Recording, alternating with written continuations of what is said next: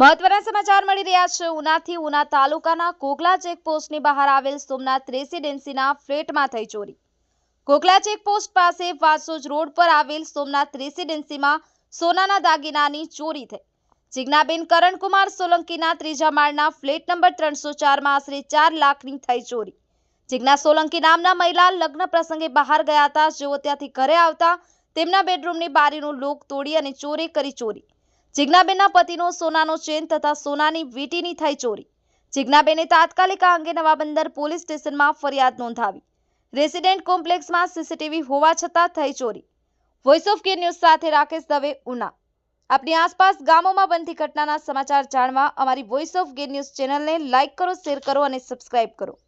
મારું નામ જિજ્ઞા છે અને હું અહીંયા ચેકપોસ્ટ આગળ રહું છું, સોમનાથ રેસિડેન્સીમાં।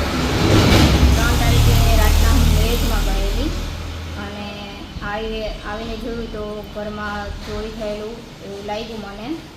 ને પછી જોયું તો મારા હસબન્ડનો ચેન ને રિંગ ને બધું મિસિંગ હતું। પછી મેં નવાબંદર પોલીસ સ્ટેશનમાં રિપોર્ટ કરેલી છે।